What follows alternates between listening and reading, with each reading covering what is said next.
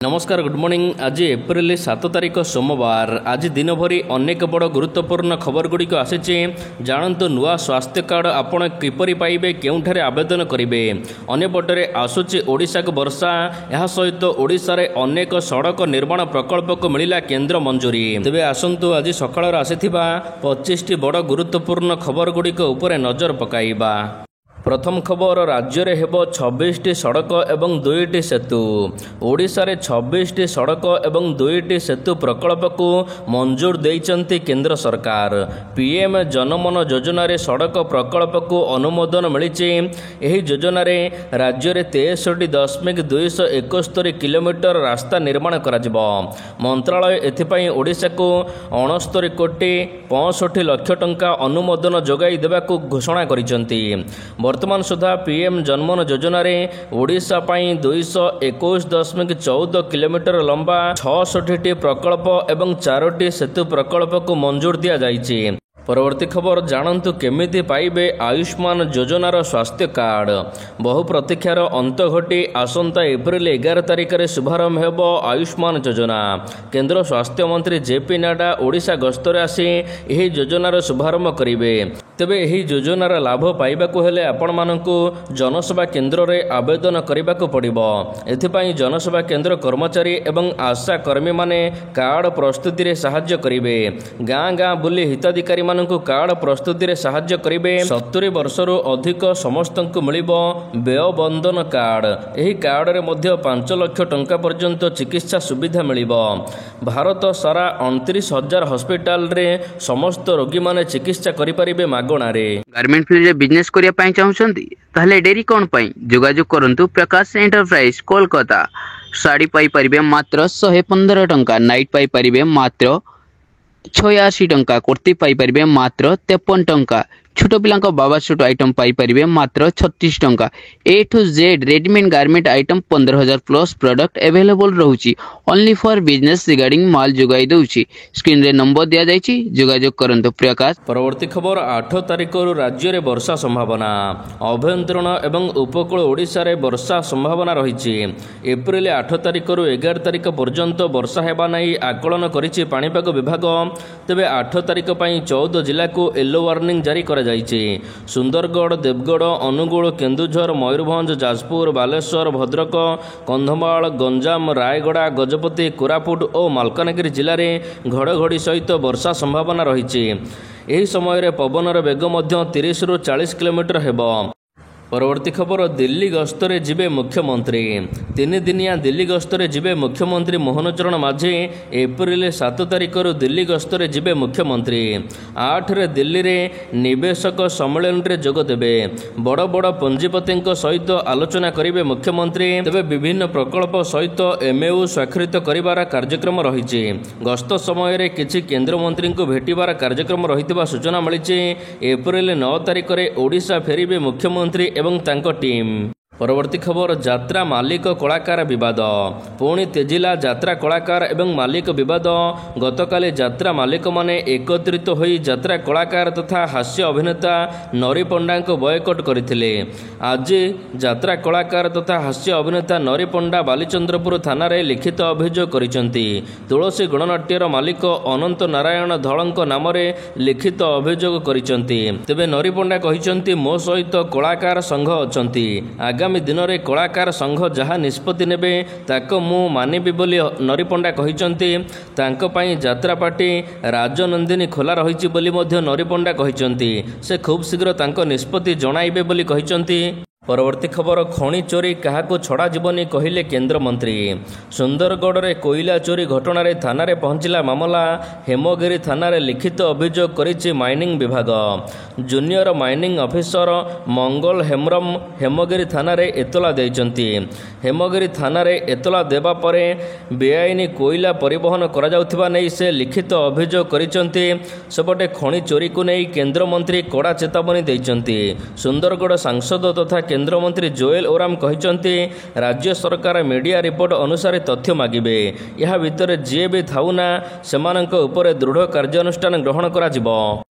ପରବର୍ତ୍ତୀ ଖବର କଂଗ୍ରେସର ହେବ ନବକଳେବର। ପିସିସି ସଭାପତି ଭକ୍ତ ଦାସ ଗଢ଼ିବେ ନୂଆ ଟିମ୍। ଅହମ୍ମଦାବାଦରେ ଏଆଇସିସି ବୈଠକ ପରେ ଏହି ନୂଆ ଟିମ୍ ଘୋଷଣା କରାଯିବ। ଜିଲ୍ଲା ସ୍ତରରୁ ପିସିସି ଯାଏ ହେବ ନବକଳେବର। ଭକ୍ତ ଦାସଙ୍କ ନୂଆ ଟିମ୍ରେ କିଏ କିଏ ସ୍ଥାନ ପାଇବେ, କିଏ ବାଦ ପଡ଼ିବେ, କାହାକୁ ମିଳିବ ଗୁରୁତ୍ୱପୂର୍ଣ୍ଣ ଦାୟିତ୍ୱ, ଏ ନେଇ ଜୋରଦାର ଚର୍ଚ୍ଚା ଆରମ୍ଭ ହୋଇଛି। ଆଉ ଏହାକୁ ନେଇ କଂଗ୍ରେସ ଶିବିର ମଧ୍ୟ ଚଳଚଞ୍ଚଳ ହୋଇଉଠିଛି।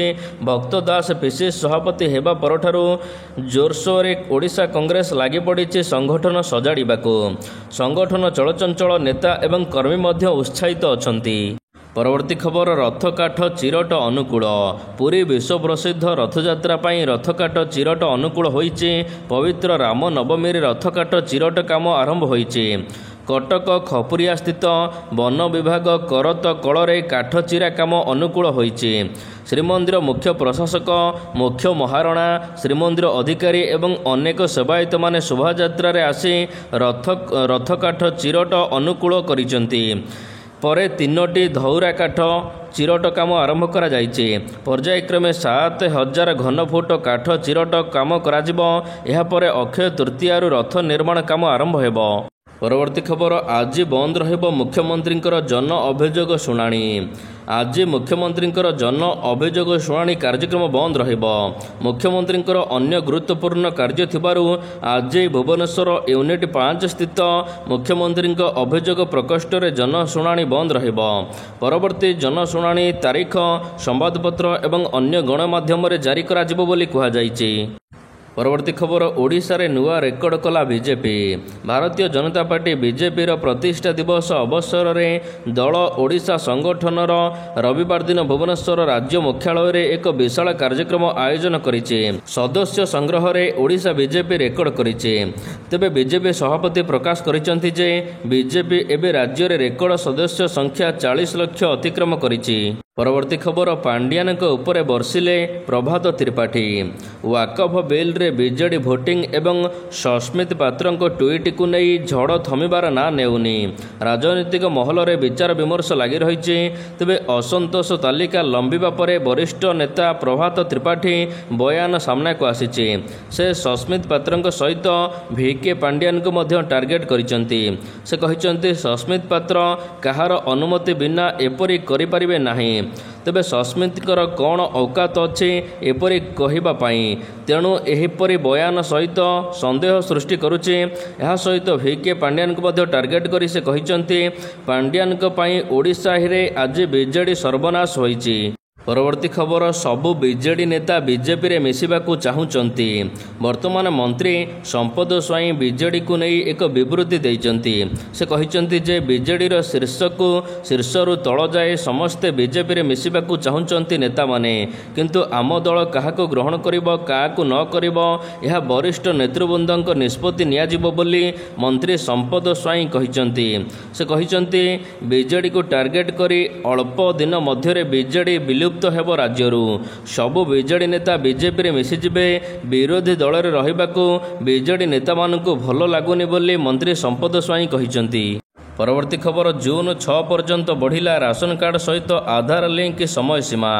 ରାସନ କାର୍ଡ ଅପଡେଟ୍ ପାଇଁ ରାଜ୍ୟବ୍ୟାପୀ ଲୋକେ ଚିନ୍ତାରେ ଥିବାବେଳେ ଏବେ ଏଥିରେ ସାମାନ୍ୟ ଆଶ୍ୱସ୍ତି ମିଳିଛି। କାରଣ ପୂର୍ବରୁ ଡେଡ୍ଲାଇନ୍ ମାର୍ଚ୍ଚ 30 ତାରିଖ ପର୍ଯ୍ୟନ୍ତ ଥିବାବେଳେ ବର୍ତ୍ତମାନ ଏହାକୁ ଜୁନ୍ 30 ପର୍ଯ୍ୟନ୍ତ ବୃଦ୍ଧି କରାଯାଇଥିଲା। ଫଳରେ ସାଧାରଣ ଜନତାଙ୍କୁ ମିଳିଛି ଆଶ୍ୱସ୍ତି। ଉପଭୋକ୍ତାମାନେ ଏବେ ରାସନ କାର୍ଡରେ ଆଧାର ଲିଙ୍କ କରିବାକୁ ସମୟସୀମା ଆହୁରି 3 ମାସ ଦିଆଯାଇଛି। ତେବେ ଯେଉଁମାନେ EKYC କରିନାହାନ୍ତି ସେମାନଙ୍କର ରାସନ କାର୍ଡ କଟିବ ନାହିଁ ବୋଲି ପୂର୍ବରୁ ମଧ୍ୟ ରାଜ୍ୟର ଖାଉଟି କଲ୍ୟାଣ ମନ୍ତ୍ରୀ ସୂଚନା ଦେଇଥିଲେ। ପରବର୍ତ୍ତୀ ଖବର ୱାକଫ ବିଲ୍କୁ ମିଳିଲା ରାଷ୍ଟ୍ରପତିଙ୍କ ମଞ୍ଜୁରୀ।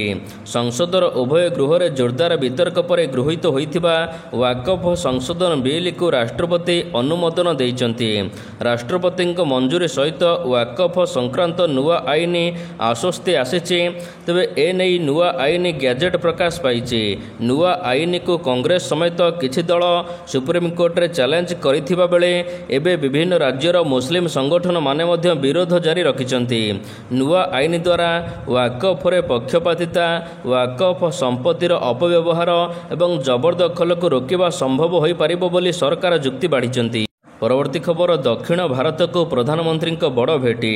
ଦକ୍ଷିଣ ଭାରତକୁ ପ୍ରଧାନମନ୍ତ୍ରୀ ବଡ଼ ଭେଟି ଦେଇଛନ୍ତି। ରାମେଶ୍ୱରମ ପାମ୍ବନ ମଧ୍ୟରେ ରେଳ ସେତୁକୁ ଉଦ୍ଘାଟନ କରିଛନ୍ତି ମୋଦି। ତାମିଲନାଡୁରେ 8,300 କୋଟି ଟଙ୍କାରୁ ଅଧିକ ମୂଲ୍ୟ ପ୍ରକଳ୍ପର ଶିଳାନ୍ୟାସ କରାଯାଇଛି। ନୂତନ ଶିକ୍ଷାନୀତି ଏବଂ ତ୍ରିଭାଷା ନୀତି ବିବାଦ ମଧ୍ୟରେ ପ୍ରଧାନମନ୍ତ୍ରୀ ନରେନ୍ଦ୍ର ମୋଦି ତାମିଲନାଡୁରେ ରାମେଶ୍ୱରମ ଗସ୍ତ କରିଛନ୍ତି। ଏଠାରେ ସେ ଆରବ ସାଗର ଉପରେ ନିର୍ମିତ ନୂତନ ପାମ୍ବନ ସେତୁର ଉଦ୍ଘାଟନ କରିଛନ୍ତି। ପରବର୍ତ୍ତୀ ଖବର ଫେରିଲେ ବୁମ୍ରା ଆଜି ଖେଳିବେ ମ୍ୟାଚ୍। ମୁମ୍ବାଇ ପାଇଁ ଖୁସି ଖବର ଟିମ୍କୁ ବ୍ୟାକଅପ୍ କରିଛନ୍ତି ଷ୍ଟାର ବୋଲର ଯଶପ୍ରୀତ ବୁମ୍ରା। ସେ ମୁମ୍ବାଇ ସ୍କ୍ୱାଡରେ ସାମିଲ ହୋଇଛନ୍ତି। ମୁମ୍ବାଇ ଇଣ୍ଡିଆନ୍ସ ଏହି ସୂଚନା ଦେଇଛି। ସୋସିଆଲ ମିଡ଼ିଆରେ ଭିଡ଼ିଓ ପୋଷ୍ଟ କରାଯାଇଛି। ତେବେ ବୁମ୍ରାଙ୍କୁ ବିସିସିଆଇର ମେଡିକାଲ ଟିମ୍ ମଞ୍ଜୁରୀ ଦେବା ପରେ ଏବେ ସେ ଟିମ୍ରେ ସାମିଲ ହୋଇଛନ୍ତି। ଆହତ କାରଣ ଯୋଗୁଁ ସେ ଆଇପିଏଲ୍ର 4ଟି ମ୍ୟାଚ୍ ଖେଳିପାରି ନଥିଲେ। ଯଶପ୍ରୀତ ବୁମ୍ରା ବାଙ୍ଗାଲୋର ବିପକ୍ଷରେ ଆଜି ମଇଦାନକୁ ଓହ୍ଲାଇ ପାରନ୍ତି। ସୂଚନା ଅନୁସାରେ ବୁମ୍ରା ଆଜି ଏକ ଅଭ୍ୟାସ ମ୍ୟାଚ୍ ଖେଳିପାରନ୍ତି। ବୁମ୍ରା ମଝିରେ ଆଉ ଏକ ମ୍ୟାଚ୍ ମଧ୍ୟ ଖେଳିବେ।